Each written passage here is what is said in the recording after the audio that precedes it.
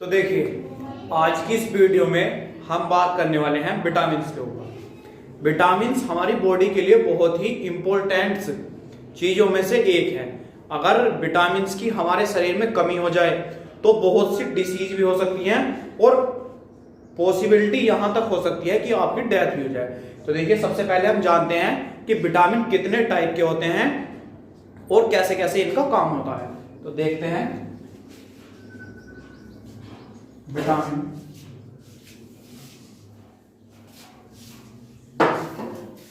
देखिए, विटामिन जो मुख्यतः होते हैं वो दो प्रकार के होते हैं। पहला वसा में घुलनशील, वसा में घुलनशील, और जो सेकंड टाइप ऑफ विटामिन है वो है हमारा जल में घुलनशील।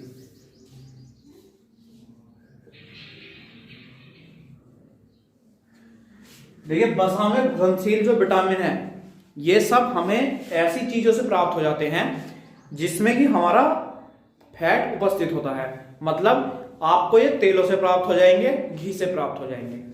और जो हमारे जल में घुलनशील विटामिन है ये आपको फलों से प्राप्त हो जाएंगे। तो देखिए, सबसे पहले आज हम बात करने वाले हैं वसा में घुलनशील विटामिन की। वसा में जो घुलनशील विटामिन है वे कौन कौन से हैं? तो वसा में घुलनशील विटामिन हमारे चार प्रकार के हैं। सबसे पहले vitamin A, vitamin D, vitamin E और विटामिन के। ये जो चार विटामिन है, vitamin A, vitamin D, vitamin E और विटामिन के, ये चार विटामिन हमारे वसा में घुलनशील है। अगर आप एक ऐसी चीजों का सेवन कर रहे हैं जिसमें आपको फैट की मात्रा मिल रही है तो 90% चांस हमारे ये हैं कि उसके अंदर जो विटामिन होंगे वो हमारे इन चारों में से ही कोई ना कोई सा विटामिन होगा, या हो सकता है चारों विटामिन भी हो। तो देखिए, अब हम बात करने वाले हैं जल में घुलनशील विटामिन की।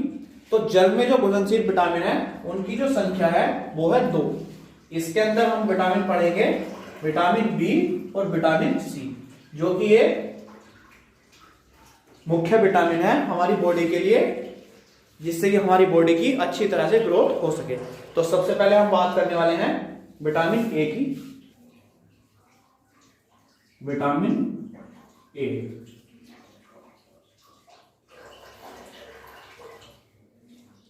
तो सबसे पहले जानते हैं कि इसका रासायनिक नाम क्या है। तो विटामिन ए का जो रासायनिक नाम है वो होता है रेटिनोल। रेटिनोल, विटामिन ए का नाम रासायनिक जो है वो रेटिनोल है। और ये इसका जो हमारा बॉडी में वर्क है, इसका जो मेनली हमारा काम होता है वो होता है हमारी आंखों के लिए। तो इसका जो हम पहले लिखते हैं कार्य, पहला कार्य लिखते हैं आंखों के लिए आवश्यक।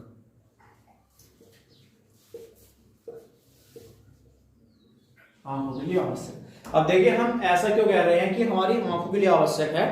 तो इसकी कमी से जब हमारी बॉडी में रेटिनॉल की कमी हो जाती है तो इससे हमारी बॉडी में रतौंधी नाम की एक बीमारी हो जाती है। रतौंधी मतलब होता है कि जैसे ही प्रकाश की मात्रा कम होगी तो आंखों से देखना, जो उसकी एफिशिएंसी है, क्षमता है देखने की, वो कम हो जाएगी। तो इसीलिए रेटिनॉल की कमी से जो बीमारी होती है उसे हम कहते हैं रतौंधी। और इस बीमारी में रात में जो देखने की क्षमता है वो कम हो जाती है। और इसका जो स्रोत है वो हमारी जो जिस फलों के अंदर पीला रंग अधिक होता है उसमें ये हमें देखने के लिए मिल जाती है। अब देखिए, जो इसका दूसरा काम है वो है त्वचा के लिए आवश्यक। त्वचा के लिए आवश्यक। अब देखिए, त्वचा के लिए किस प्रकार आवश्यक है। हमारी त्वचा के अंदर एक डर्मिस नाम की कोशिका होती है। त्वचा के अंदर डर्मिस कोशिका। जैसे ही हमारी बॉडी के अंदर विटामिन ए की कमी होगी तो सीधा इफेक्ट पड़ेगा हमारी डर्मिस कोशिका पर, और जैसे ही डर्मिस कोशिका पर इफेक्ट पड़ेगा तो एक बीमारी होगी डर्मेसिस। डर्मेसिस बीमारी हो जाएगी, डर्मेटोसिस बीमारी हो जाएगी। और इस बीमारी में क्या होता है कि हमारी जो ये ऊपर की त्वचा होती है ये धीरे धीरे उतरनी शुरू हो जाएगी, धीरे धीरे उतरनी शुरू हो जाएगी। किसकी कमी से? विटामिन ए की कमी से। जब हमारी विटामिन ए की कमी होगा तो डर्मिस कोशिका जो है वो प्रभावित होगी और डर्मेटोसिस नामक बीमारी हो जाएगी। अब देखिए बात करते हैं कि इसके स्रोत क्या हैं।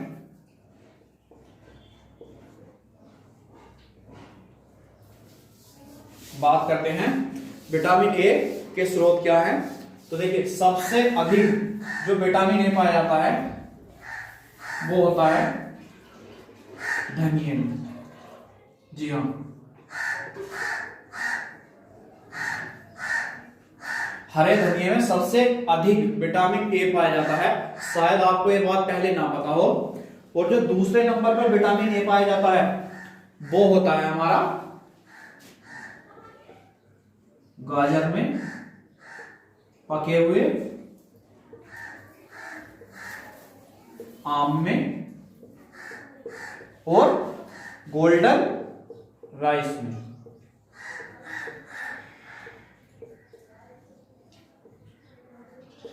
गोल्डन राइस जो होता है वो पीले कलर का चावल होता है जिसके अंदर विटामिन ए की मात्रा बहुत अधिक मात्रा में पाई जाती है।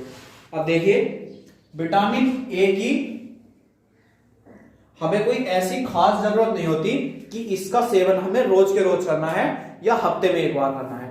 इसके जो पीछे का सिद्धांत है मैं आपको बताने की कोशिश करता हूं। देखिए अब जैसे आम का सीजन आएगा तो हमारे द्वारा जो है वो एक बड़ी मात्रा में आम खाए जाएंगे। आम के अंदर, पके हुए आम के अंदर विटामिन ए की मात्रा बहुत अधिक मात्रा में होती है। तो हमारे लीवर के अंदर ये क्षमता होती है कि विटामिन ए को हम 6 माह तक स्टोर कर रख सकते हैं। देखिए आम का सीजन शुरू होगा, आम से हमें विटामिन ए प्राप्त होगा। जैसे ही विटामिन ए हमारे लीवर में जाएगा तो लीवर के अंदर ये क्षमता है कि विटामिन ए को स्टोर कर लेगा अगले 6 महीने के लिए। अब देखिए जैसे ही 6 महीने बीतेंगे इसके बाद हमारा सीजन शुरू हो जाएगा गाजर का, और हम गाजर का सेवन करेंगे तो फिर जो विटामिन ए है वो हमारे अगले 6 मंथ्स के लिए लीवर में इकट्ठा हो जाएगा और फिर से आम का सीजन शुरू हो जाएगा। तो इसलिए विटामिन ए की हमें कोई ऐसी खास जरूरत नहीं होती है कि हमें इसका जो सेवन है वो रोज के रोज करना है। अब देखिए जब हम विटामिन ए का सेवन करेंगे तो हमारी बॉडी में किस तरह वो रेटिनॉल में परिवर्तित होगा हम इसे समझते हैं। तो देखिए शाकाहारी जो हमारे भोजन होते हैं उसके अंदर जो पाया जाता है, जैसे हमारा आम हो गया और गाजर हो गई, इसके अंदर विटामिन ए सीधे तरह से नहीं प्राप्त किया जाता। शाकाहारी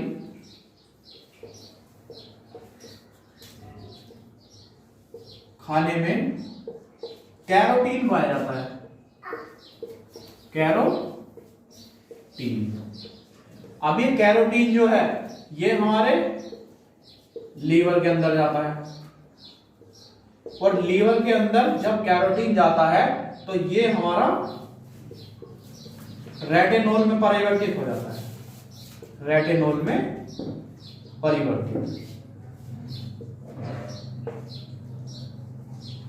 तो इस प्रकार से हमारे बॉडी के अंदर विटामिन ए की मात्रा पूरी हो जाती है। तो अब हम बात करते हैं अगले विटामिन की, विटामिन डी की। विटामिन डी, तो सबसे पहले जानते हैं इसका रासायनिक नाम क्या है, क्योंकि एग्जाम में जो क्वेश्चन आते हैं वो कभी कभी ये भी पूछ लेता है कि विटामिन डी का रासायनिक नाम क्या है, विटामिन बी1 का रासायनिक नाम क्या है, विटामिन ए का रासायनिक नाम क्या है। तो सबसे पहले जानते हैं विटामिन डी का रासायनिक नाम। तो इसका रासायनिक नाम जो है वो है कैल्सीफेरोल।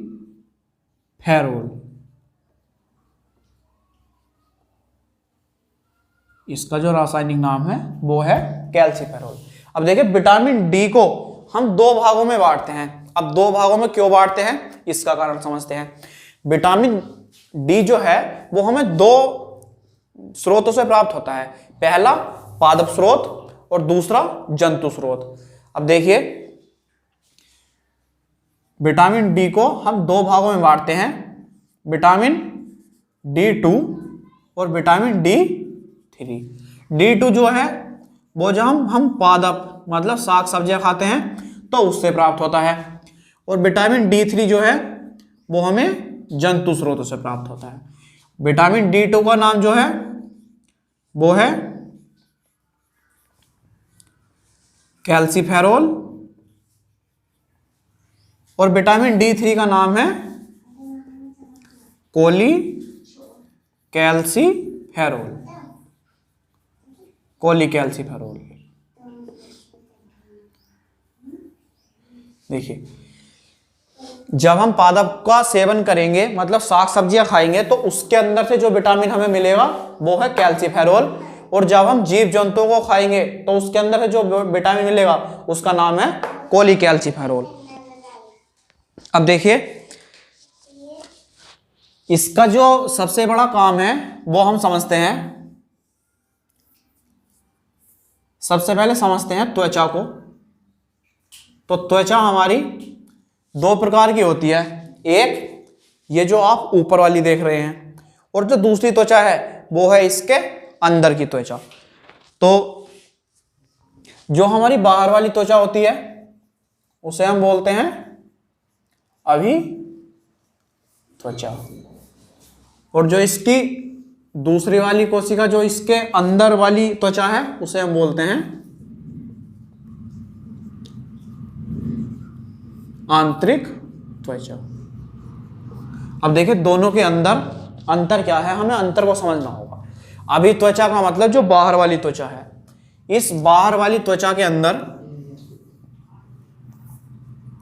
बाहर वाली त्वचा के अंदर ना तो रक्त होता है, ना रक्त ना संवेदना। अब ये संवेदना का क्या मतलब है और रक्त का क्या मतलब है इसे समझते हैं। ये बचपन में आपने और हमने देखा होगा कि जो हमारे हाथ है ये, इसकी हथेली में जो ये ऊपर उभरी हुई त्वचा है, इसके अंदर अगर हम कोई कांटा वाड़ दें या कोई सुई लगा दे तो हमें दर्द नहीं होता, बल्कि जो सुई है वो आर पार हो जाती है। तो वो क्यों हो पाती है? क्योंकि ये जो ऊपर वाली त्वचा है इसके अंदर हमारी संवेदनशील कोशिकाएं नहीं है, जिसकी वजह से हमें कोई भी दर्द का महसूस नहीं होता, और ना ही जब ये हमारी ऊपर वाली त्वचा कभी कटती है तो इसके अंदर से खून निकलता है। लेकिन जो हमारी अंदर वाली त्वचा है ये वाली, इसके अंदर हमारी जो कोशिकाएं हैं इसमें हमारी संवेदना भी है। मतलब अगर हमारा ये कट जाए तो दर्द भी होगा और रक्त भी निकलेगा, रक्त भी निकलेगा। अब देखिए विटामिन डी का जो सबसे बड़ा स्रोत है वो है हमारा क्या? सूर्य। सबसे बड़ा स्रोत सूर्य है। अब देखिए ये जो हमारी आंतरिक त्वचा है इसके अंदर एक कोशिका पाई जाती है जिसका नाम है मेलियोसाइट। मेलियोसाइट।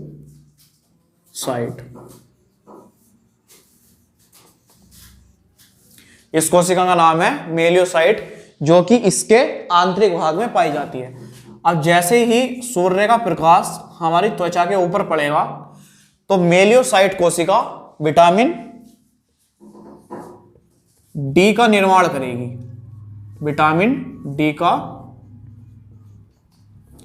निर्माण करेगी। लेकिन सूर्य के प्रकाश में कुछ पराबैंगनी किरणें होती हैं जो कि हमारे शरीर के लिए बहुत ज्यादा हानिकारक हो सकती है। अब वे हानिकारक हो सकती हैं। इसके लिए हमारी इस मेलियोसाइट कोशिका के अंदर एक पदार्थ निकलता है जिसका नाम होता है मिलेनिन। मेलियोसाइट कोशिका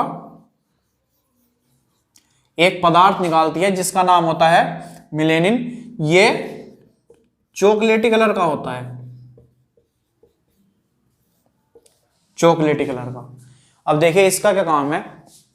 जैसे ही हम धूप में जाएंगे तो हमारी मेलियोसाइट कोशिका एक्टिव होगी और एक्टिव होने के साथ साथ सूर्य से निकलने वाली पराबैंगनी किरणें, जिन्हें इंग्लिश में बोलते हैं यूवी रेस, उन्हें हमारी बॉडी के अंदर जाने से रोकेगी और एक तरल पदार्थ निकालेगी जिसका नाम होता है मिलेनिन, जो कि हल्का चॉकलेटी कलर का होता है। हमारा जो धूप में निकलने से रंग काला होता है वो इसी पदार्थ के कारण होता है, मिलेनिन के।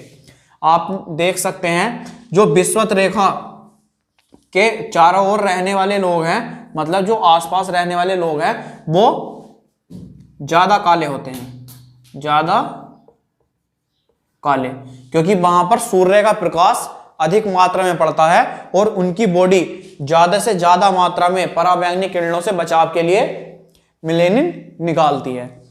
अब देखिए इसके अंदर हमारी एक लेयर और होती है,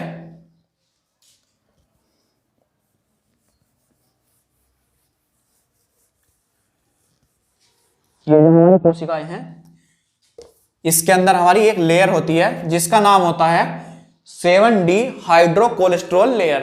अब ये 7D हाइड्रोकोलेस्ट्रॉल लेयर का क्या काम है ये भी हम आपको अभी समझाने की कोशिश करते हैं। तो देखिए इसका नाम होता है 7D हाइड्रो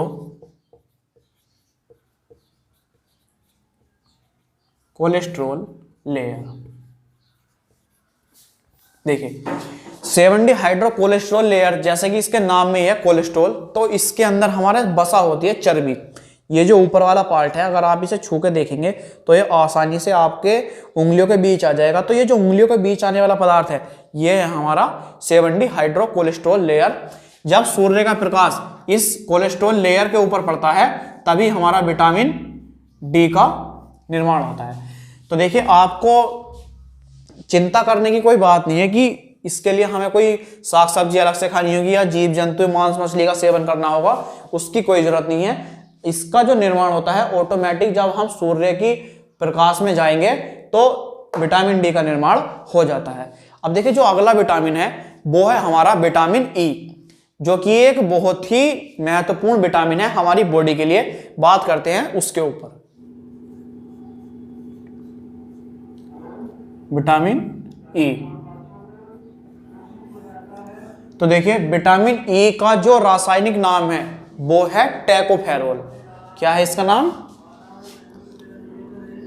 टैकोफेरोल।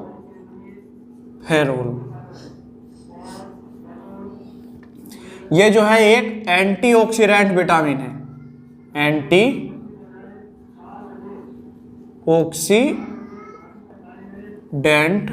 विटामिन है। अब देखिए ऑक्सीडेंट क्या है, इन्हें समझते हैं कि ये एंटीऑक्सीडेंट काम क्या करता है। तो समझते हैं ऑक्सीडेंट। देखिए ऑक्सीडेंट जो होते हैं इसे समझने के लिए आप एक एग्जांपल समझ सकते हैं। इसके लिए समझिए कि जो हमारा गेहूं होता है जब इसके खेत के अंदर उगाया जाता है तो इसमें विभिन्न प्रकार की दवाइयाँ एवं खाद का उपयोग किया जाता है। जब इसके अंदर विभिन्न प्रकार की दवाइयों एवं खाद का उपयोग किया जाता है और उसके बाद हम इसे अपने भोजन के रूप में प्रयोग करते हैं, इसकी रोटी बनाते हैं, ब्रेड बनाते हैं, तो इसके अंदर बहुत से, जब हम उसे खाते हैं तो हमें विटामिन मिल जाएंगे, मिनरल्स मिल जाएंगे, कार्बोहाइड्रेट मिल जाएगी और वसा मिल जाएगी। लेकिन उसके साथ साथ हमें कुछ ऐसे पदार्थ और मिलेंगे जिसकी हमारे शरीर को कोई ज़रूरत नहीं है। जैसे हमने गेहूं को स्टोर करने के लिए उसमें कोई दवाई लगाई, गेहूं को पैदावार बढ़ाने के लिए कोई दवा लगाई, तो ये जो दवाइयाँ होती हैं ये जो होती हैं ये होती हैं ऑक्सीडेंट। और ऑक्सीडेंट होते हैं हमारे कैंसरकारी, ये होते हैं कैंसरकारी। अब कैंसरकारी होंगे तो होगा क्या, अगर हमारे शरीर के अंदर विटामिन ई की कमी होगी और हम किसी भी ऐसी चीज का सेवन करेंगे जिसके अंदर ऑक्सीडेंट है, तो हमें कैंसर होने के जो चांस है वो बहुत ज़्यादा बढ़ जाएंगे। तो विटामिन ई का ये काम है कि ये एंटीऑक्सीडेंट विटामिन है, और जो ऐसे पदार्थ जो हमारी बॉडी के लिए अच्छे नहीं हैं उनके ये साफ करता है। आपने सुना होगा जो रामदेव का एलोवेरा है या फिर ऐसे और पदार्थ हैं, ये एंटीऑक्सीडेंट है। एंटीऑक्सीडेंट का मतलब ही ये है कि जो ऑक्सीडेंट जो वस्तुएं हैं उन्हें ये खत्म कर देता है, हमारे शरीर से साफ कर देता है। तो देखिए अब हम बात करते हैं विटामिन के की। विटामिन के, सबसे पहले समझते हैं विटामिन के का रासायनिक नाम क्या है।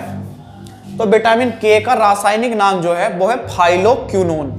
इसका भी हमारे शरीर में एक बहुत अहम रोल है, समझते हैं कैसे। फाइलोक्विनोन।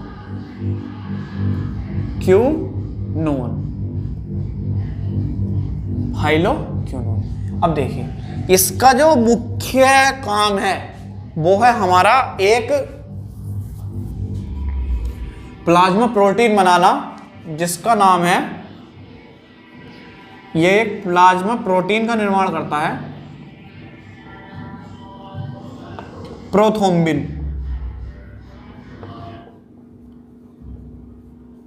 ये एक प्लाज्मा प्रोटीन का निर्माण करता है जिसका नाम है प्रोथ्रोम्बिन। अब ये प्रोथ्रोम्बिन हमारे शरीर में क्या काम करता है, तो ये करता है रक्त का थक्का जमाने का काम। रक्त का थक्का जमाने का जो काम है वो हमारा विटामिन के करता है।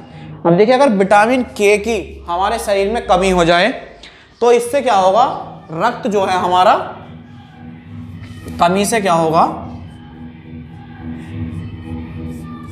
कमी से रक्त पतला हो जाएगा। रक्त पतला हो जाएगा। अब देखिए रक्त पतला होगा तो क्या होगा, सबसे पहली बात, अगर हमारे किसी भी भाग पे चोट लग गई, मान लो हाथ पे चोट लग गई और हमारा ब्लड निकलना स्टार्ट हो गया, तो रक्त का थक्का नहीं जमेगा और जो ब्लड है वो कंटिन्यूसली फ्लो होता रहेगा। हमारी जो बॉडी के अंदर ब्लड का सर्कुलेशन है वो बहुत ज़्यादा प्रभावित हो जाएगा और बॉडी के अंदर ब्लड की कमी हो जाएगी। तो इसका जो काम है रक्त का थक्का जमाना है और रक्त को गाढ़ा रखना है, गाढ़ा रखना। अब देखिए जब रक्त पतला हो जाएगा तो ब्रेन के अंदर हमारी बहुत छोटी छोटी कैपिलरीज होती हैं। कैपिलरीज बोले तो बहुत छोटी छोटी नसें होती हैं। ये नस हमारे माइंड को ब्लड का सप्लाई कराती हैं, माइंड को चलाती हैं। लेकिन जब हमारा ब्लड पतला हो जाएगा तो मे भी हो सकता है कि माइंड के अंदर जो कैपिलरीज हैं उसके अंदर से ब्लड बाहर आ जाए और बाहर आकर जम जाए। अब देखिए जब ब्लड बाहर आकर जम जाएगा तो हो सकता है कि ब्रेन हेमरेज हो जाए। ब्रेन हेमरेज के चांस बहुत ज्यादा बढ़ जाएंगे, क्योंकि ब्लड हमारा पतला हो जाएगा और वो हो सकता है कि माइंड के अंदर जो कैपिलरीज है, नसें हैं, उनसे बाहर आ जाए। तो इसका जो काम है वो है रक्त का थक्का जमाना और इसका जो नाम है फाइलोक्विनोन।